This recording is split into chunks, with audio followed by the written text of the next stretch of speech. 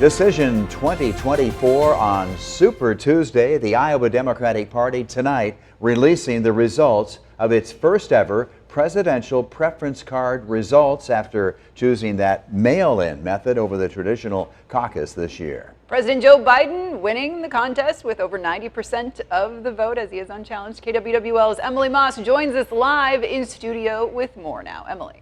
Ron and Elizabeth, over 12,000 total votes were counted today before the Iowa Democratic Party released their results. President Joe Biden has won the majority. 19,000 cards were requested by the party ahead of tonight's count. On March 16th, today's results will be certified by the State Central Committee. This is, of course, an incumbency year. So Democratic Party Chair Rita Hart says these results were not surprising.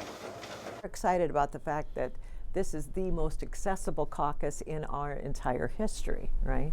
And it is a cycle where we have an incumbent president, so the results are, fairly obvious. I think it's going to be clear that President Biden is going to be our nominee. Let's go ahead and break down some of these results now. President Biden garnered nearly 91% of the vote total with more than 11,000 of the votes. Dean Phillips, a distant second with nearly 3%, and Williamson with 2%. Almost 4% of the voters did choose uncommitted.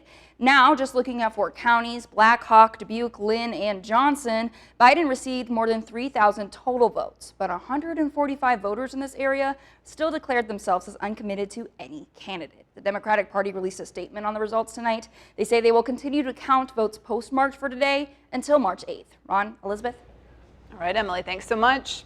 This is the first time the party has chosen to do this mail-in only process instead, of course, the traditional in-person caucus. Yeah, let's face it, the Iowa Democratic Party really threw Iowa under the bus this year, choosing not to have our state go first in the nation for the first time since 1972.